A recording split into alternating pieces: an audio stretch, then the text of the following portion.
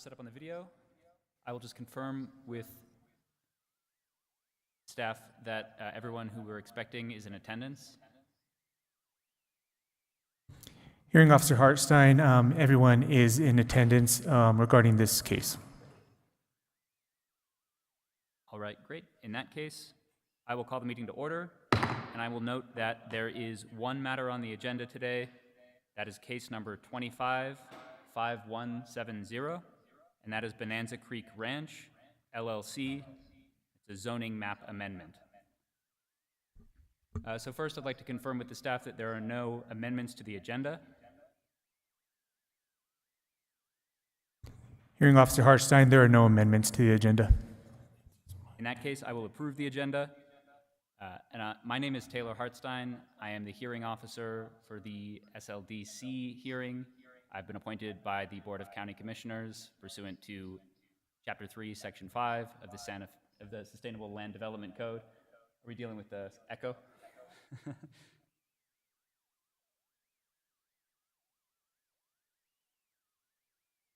right, I can just close the video on my end. That's fine.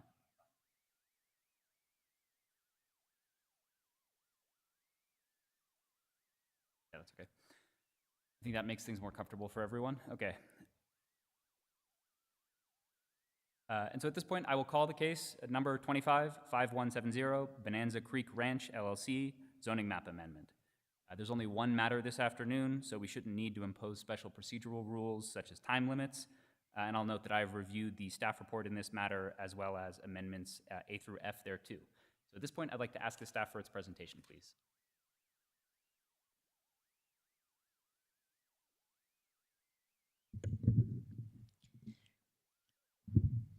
Thank you, Hearing Officer Hartstein.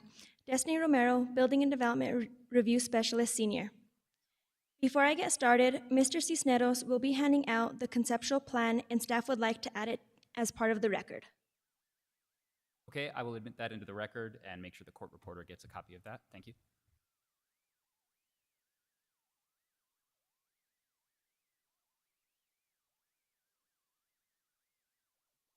Bonanza Creek Ranch, LLC applicant, through its agent, Jenkins Gavin, requests a zoning map amendment for a 297.853 acre parcel to permit a broader range of uses than is currently permitted.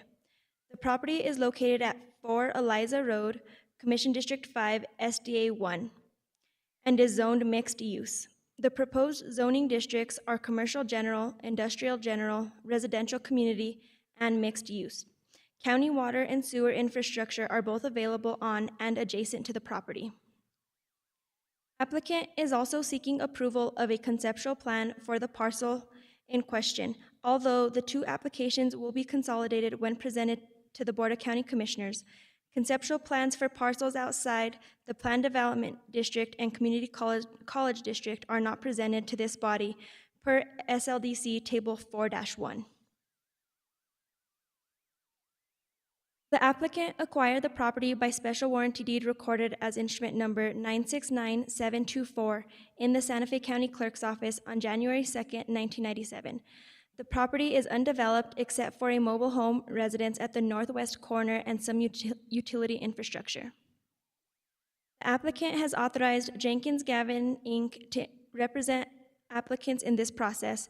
The application to amend the property zoning was submitted in accordance with Section 1.15 of the Sustainable Land Development Code.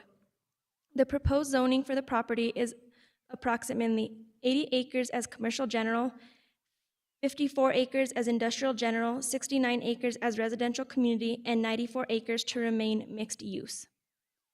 On June 6, 2024, as required, on June 6, 2025, as required by SLDC Table 4-1 and Section 4.4.3, the applicant presented the proposed preliminary and final plat to the Technical Advisory Committee at a regular scheduled meeting. Notice requirements were met as per SLDC Section 4.6.3, General Notice of Application requiring a public hearing. In advance of a hearing on the application, the applicant provided an affidavit confirming that public notice regarding the application was posted on the property for 15 days, beginning on September 24th, 2025. Additionally, notice of this hearing was published in the legal notice section of the Santa Fe New Mexican on September 24th, 2025, as evidenced by a copy of that legal notice contained in the record. Notice of the October 9th, 2025 hearing was sent to owners of land within 500 feet of the property and to applicable registered organizations and community organizations. A list of persons, registered organizations, and community organizations sent a mailing is contained in the record. The applicant has addressed the zoning map amendment criteria as outlined in the memo. Staff has determined that the application for a zoning map amendment is in compliance with the subdivision and design standards set forth in the SLDC. Staff recommends approval for the zoning map amendment subject to the following conditions. Hearing Officer Hartstein, may I enter the conditions into the record? Yes, please. Thank you. Hearing Officer Hartstein, and just for the record, today it's just being heard for the approval of the zoning map amendment and not for the approval of the conceptual plan. Okay, thank you. Thank you. I stand for any questions. I noted that both the staff report and the applicant statement address consistency with the Sustainable Growth Management Plan. In the Sustainable Land Development Code, a zoning map amendment should be consistent with the Sustainable Growth Management Plan, but also with any applicable, I believe the language is, any applicable area, district, or community plans, which I don't think are addressed, and I just want to confirm that there are no applicable area, district, or community plans that apply to the property in question today. Hearing Officer Hartstein, that is correct. This was sent over to Santa Fe County's Planning Division for the review as well to ensure it was in compliance and in accordance with the SGMP, and they confirmed yes, it was. Okay, excellent. And I should note, just for the record, that the conceptual plan, which has been received into the record, will be marked as Exhibit G. We already have A through F, so that will be Exhibit G.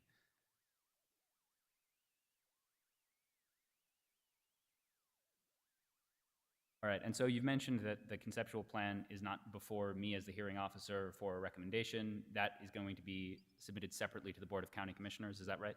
That is correct. Okay. I don't have any questions for you. Thank you. Thank you.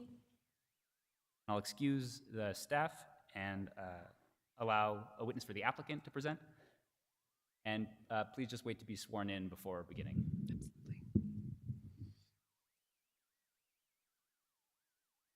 I do. Jennifer Jenkins, 130 Grant Avenue, Santa Fe. Great.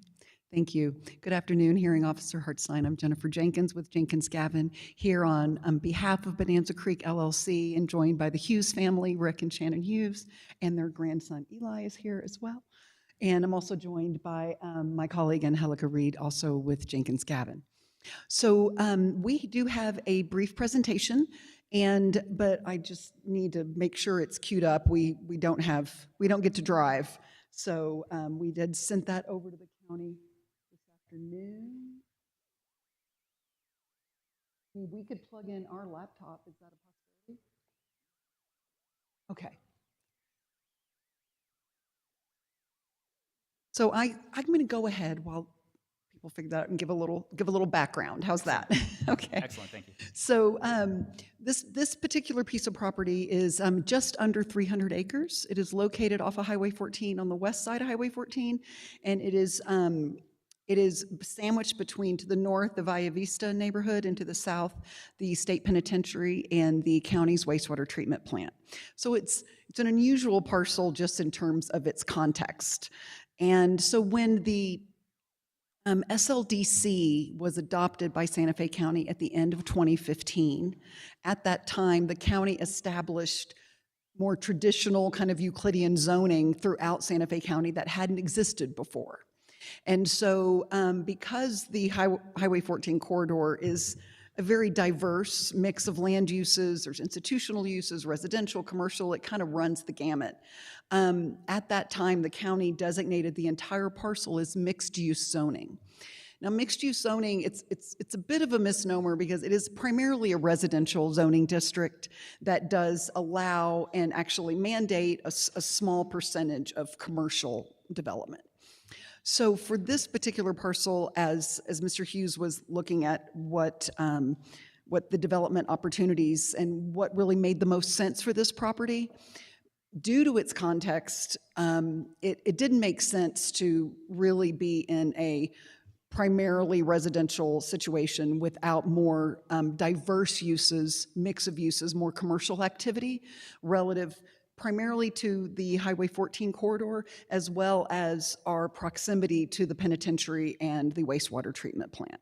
So we really kind of took a step back and assessed the property, and a lot of the mixed use does make sense there. You know, we do see a very heavy residential component here we're really trying to achieve a lot of diversity of housing types, which is really encouraged by the SGMP.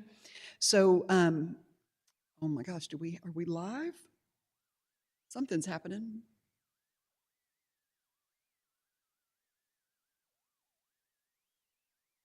Well, we'll just wait and let that figure itself out.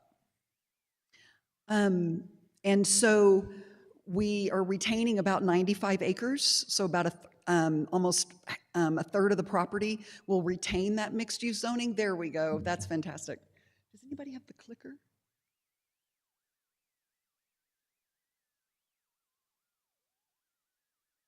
Oh,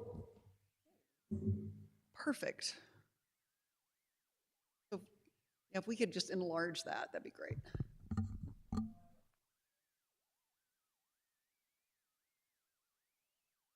All righty.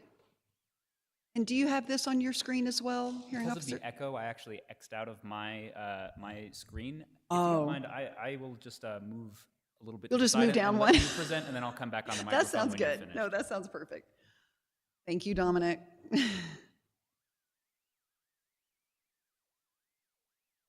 He's gonna fix you up. While that's going on, I may be able to log on, but please proceed while Okay, while that sounds working on good. that.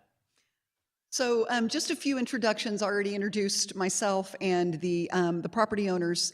Also, civil engineering and traffic engineering services provided locally by Santa Fe Engineering Consultants. So this is the property that we talked about, again, just under 300 acres. We have Highway 14 on our east boundary. We have the Valle Vista community to the north. We have the Carlson subdivision to the west. And of course, the penitentiary. And this is the county's wastewater quill treatment plant facility. And then to the east, on the other side, this is all state land. And this is the Santa Fe Studios film studio complex here. So as I mentioned, it's a pretty diverse kind of area of the Highway 14 corridor. So these are the existing conditions. We do have a floodplain here that is a 100-year floodplain that is identified. So of course that is area that is not buildable and requires a 75-foot setback. You can see with the contour lines that you know, this is kind of the ridge that kind of runs down the center of the property. So this property here kind of drains this direction, and then what's down here is kind of draining towards this little tributary drainage here that feeds into the arroyo. So it's a very developable, not a lot of terrain issues. This area down here is the only area where we have a little bit of terrain to deal with, but primarily a very developable site. And then you can see and this is probably not completely up to date because the county has done a lot of work, and they just finished a couple of years ago an $8 million rehabilitation of the treatment plant. So this is probably not 100% current right now. So, and this shows the existing utilities on the site. So the beauty of this is we are served by existing Santa Fe County water and sewer infrastructure. So we have county water here, we have county water here, we have easement runs down the middle, and then we also have access to sewer. There is a new sewer line that was just constructed along our southwest corner connecting into the Quill to serve a property to the east. So we have great access to public utilities and public infrastructure. So this property is in what is called Sustainable Development Area 1, which is the county's primary growth area, and which is where the county invests the highest priority for investment in infrastructure as roads and utilities. So this is our zoning. So the pink is the mixed-use zoning. What we see over to the east is the planned development district, that is the community college district in the kind of the light pink color. And then we have the institutional zoning here to the south for these, and then the New Mexico National Guard is over here. And then we have our residential zoning here to the west. And then, of course, this is the intersection of 599 and Highway 14 here. So our zoning map amendment includes 3 requests. We're requesting to rezone about 80 acres from mixed use to commercial, 54 acres from mixed use to industrial, and then 69 acres from mixed use to residential community. And as I mentioned, we're retaining about 94 acres, or about a third of the property, with the existing mixed use zoning. And as staff pointed out, accompanying this request was a conceptual plan for this mixed-use community that will be heard by the Board of County Commissioners. So we're going to show you that, of course, but because it's important, I think it's important context, but there, that action will be reserved to the BCC. So this is the zoning plan. So starting at the east, what we see here is the commercial general area. So of course, our Highway 14 frontage with that great visibility, the traffic volumes, it really lends itself to commercial development. We also wanted to support maybe more office or medical uses in, as you get a little further into the property in kind of this central area and up into here. And then down to the south in this area, again, really trying to respond contextually to our neighbor to the south. And industrial use really felt appropriate here. What we're envisioning is maybe office warehouse type uses. And those are really important economic development drivers.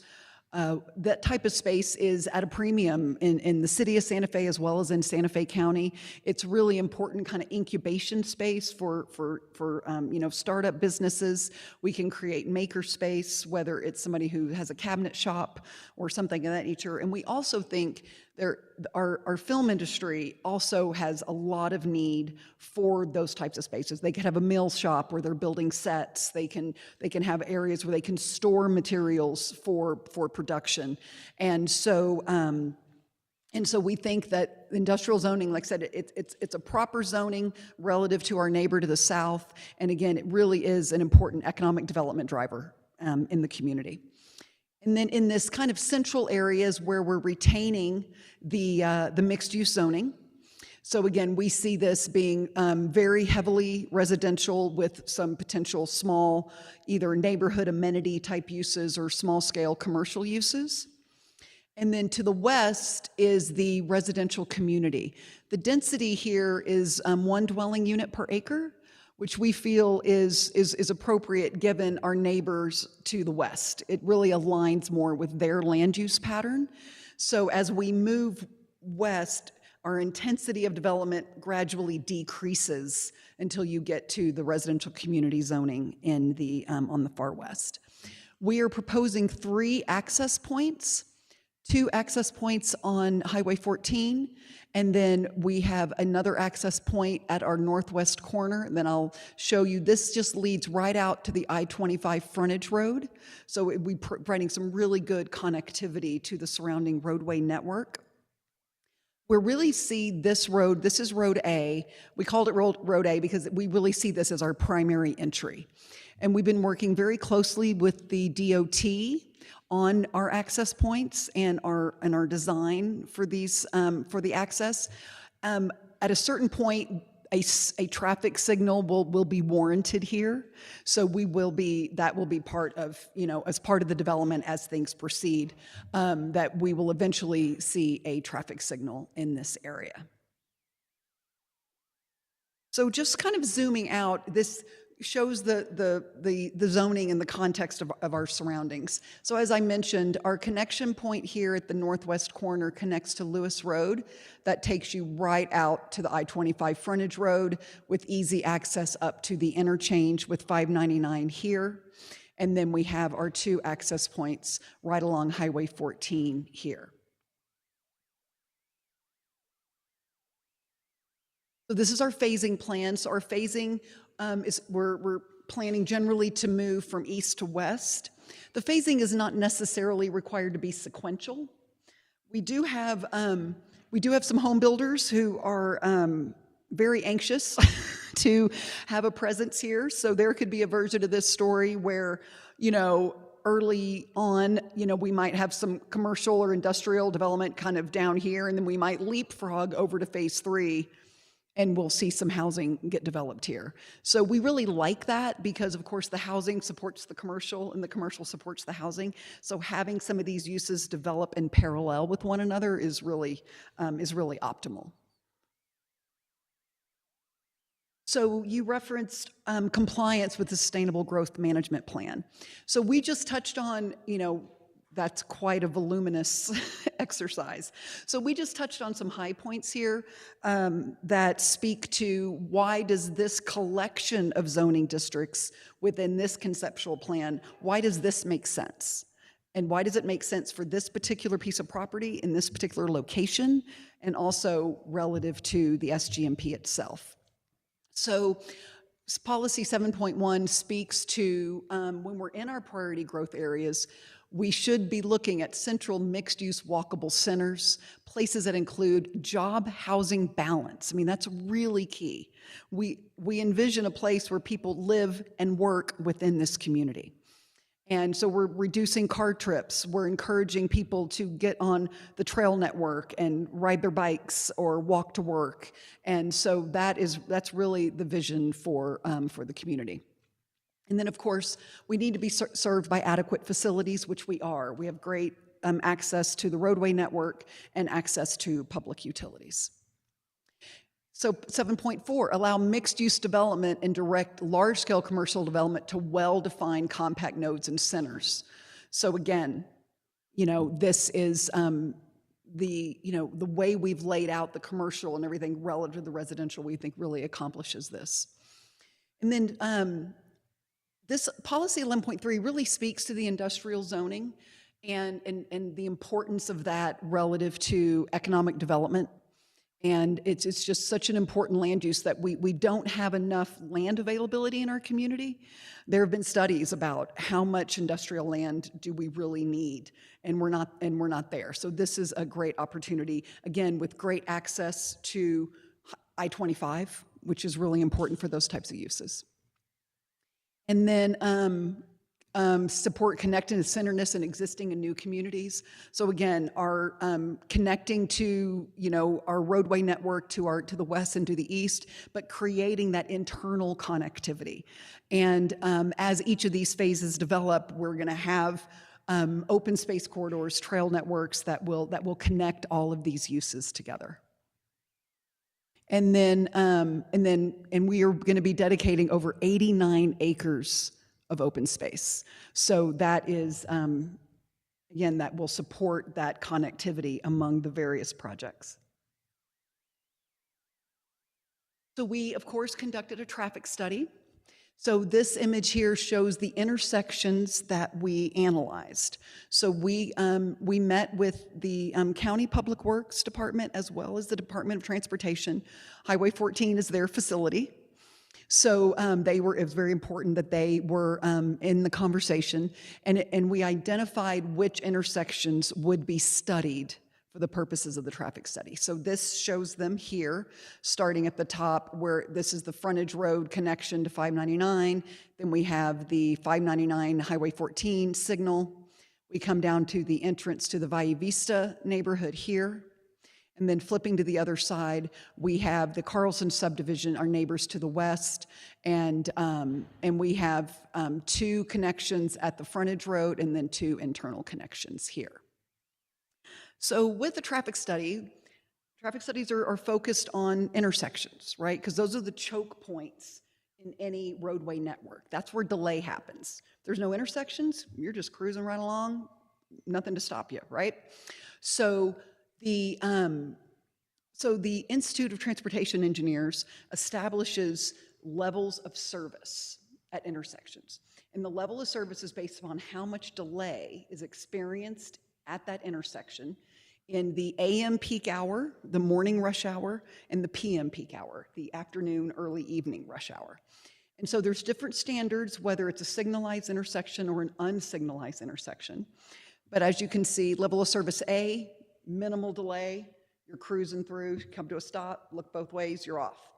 And so that is, obviously, it's like a grading system, and it goes down from there. And so then you get to level of service F, where you get to an unacceptable delay, and that is considered a failure, and that would require some sort of improvements or mitigation to that particular intersection.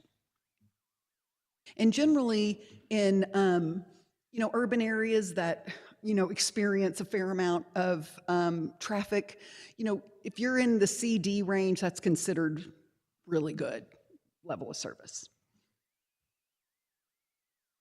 So these are the results of our study at all the intersections. So as you can see, everything is operating really, really well, except there is an issue here where Valle Vista connects to Highway 14.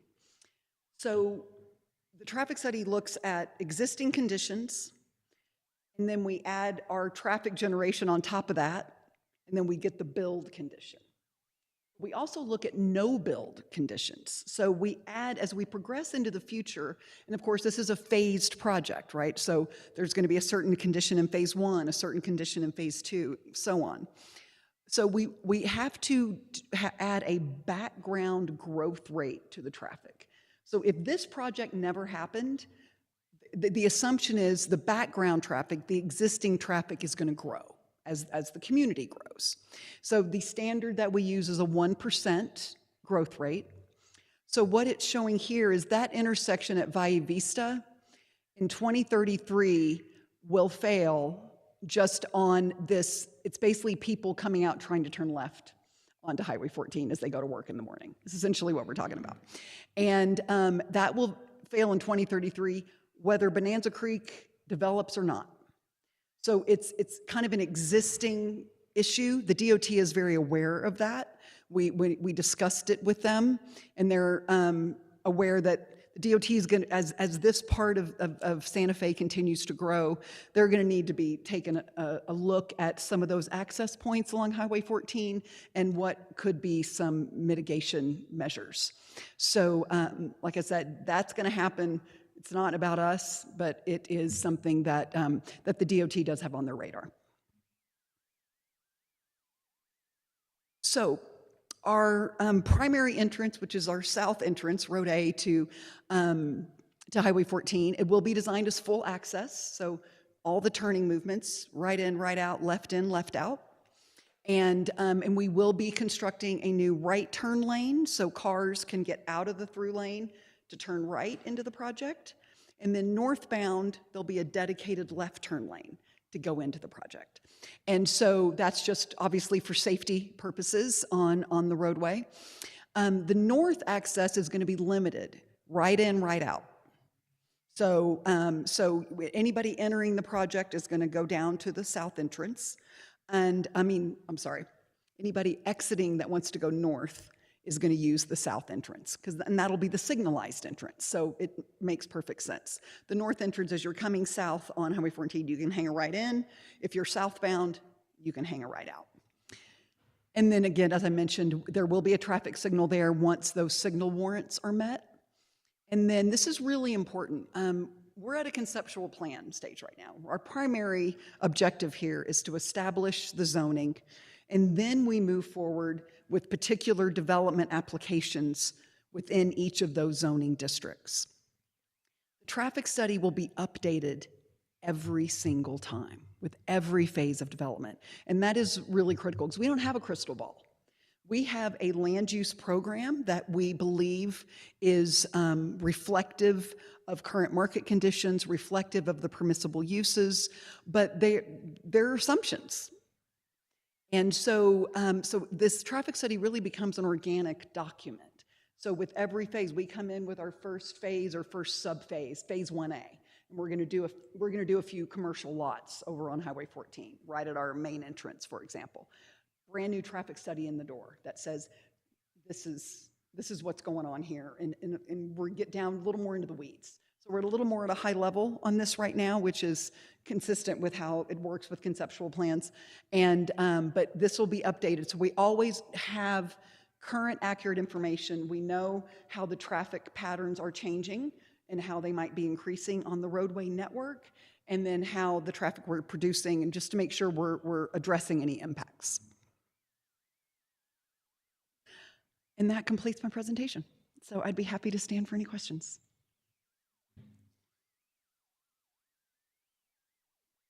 Back to my It's like musical chairs. microphone. Okay.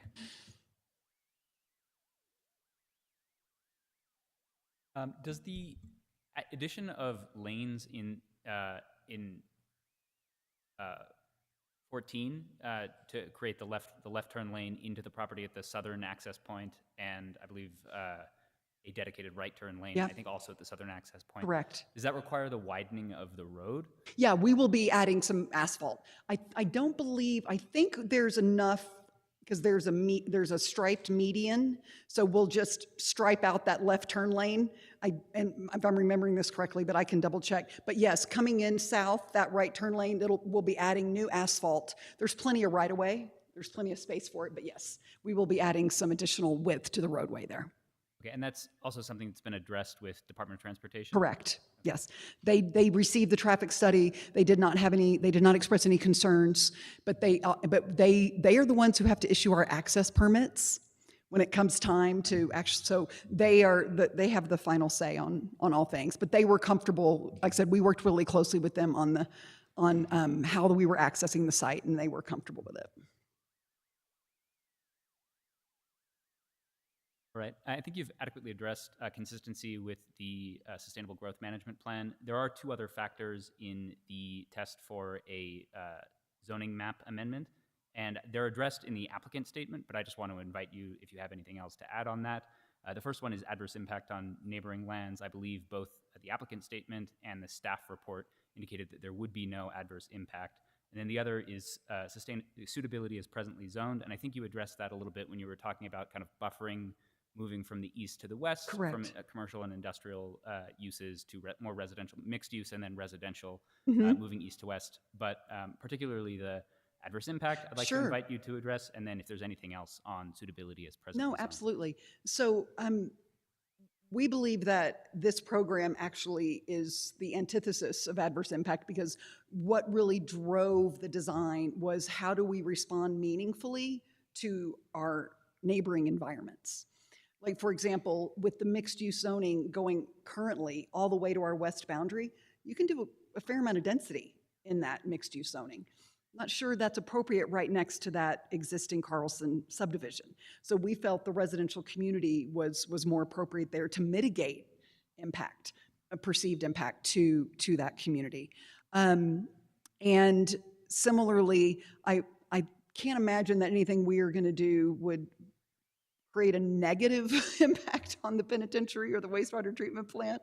But again, that industrial zoning is, there's an appropriateness there in terms of transitioning land uses. You wouldn't put houses down there. I mean, that wouldn't make sense, right? So we're like, if we're not putting houses down here, which in the mixed use zoning, that's what you would do, what makes sense here? So we're able to offer a transition from that use, or those uses to the south, into the rest of the community. Great. Well, thank you. And the applicant will, as always, get the last word, but next I'm going to open it up to members of the community. Great. So Okay. you can take a seat for now. Thank you. Thank you, sir. Appreciate it. All right. So first, I would like to invite any members of the public who are here present in person who would like to make a statement to do so.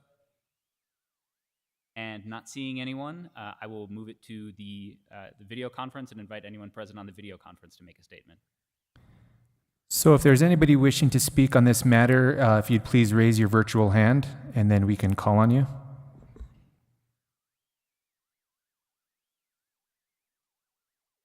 Hearing officer, we have Ty Bixby online wishing to speak on this matter.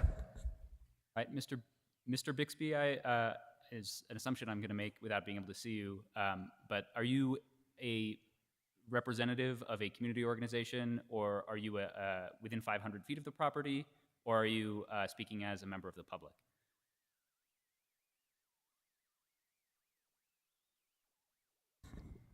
Mr. Bixby, if you could please unmute yourself.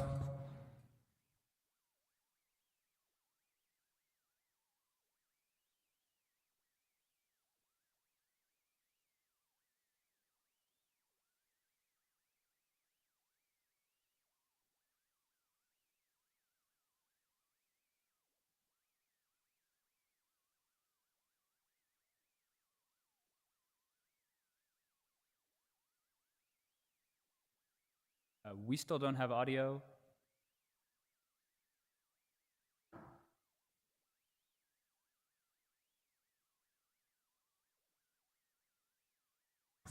Mr. Bixby, it may be your earbuds. You may need to go to your audio on your computer.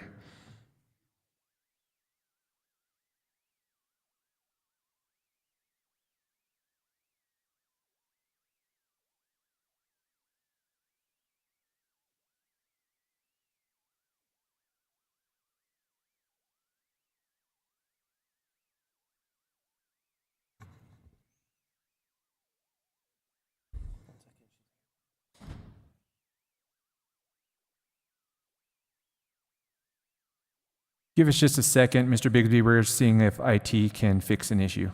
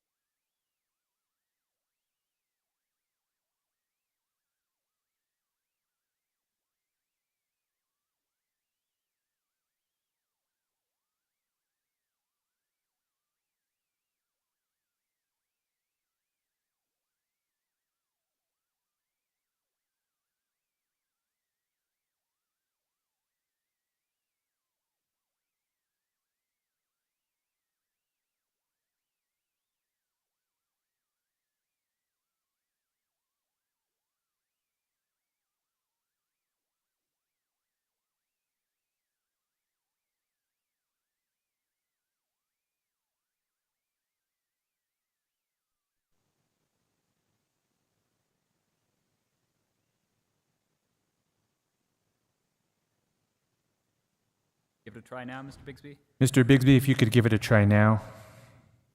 Hi, folks. Can you hear me? Excellent. Hello, Yes. testing. So first, I would like to ask you to be sworn in by the court reporter, and then we can proceed. Mr. Bixby, do you swear or affirm that your testimony will be the truth? I do. And your name and address for the record? Ty Bixby, 5 Calle Piñonero, Santa Fe, New Mexico. Not speaking on behalf of any organization or association, just as a citizen of Santa Fe County. All right, great. Make your statement. Thank you, Mr. Hearing Officer, and just want to express my appreciation for the ability to call in remotely. Glad the technology is working. And yeah, just want to express my support for the project. I think the scale of the project is appropriate given what's going on in that part of Santa Fe County. It seems like it's in the path of development. It's on the edge of the developed part of the county. I appreciate the way that the zoning transitions from commercial uses to residential uses. That makes sense.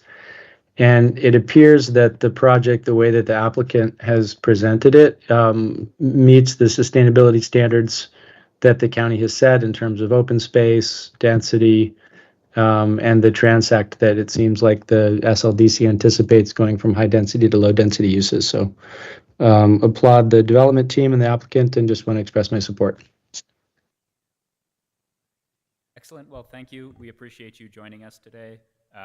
And at this point, we'd like to ask if there's anybody else on the video conference interested in making a statement. Hearing Officer Hartstein, there's nobody else online wishing to speak on this matter. Okay, excellent.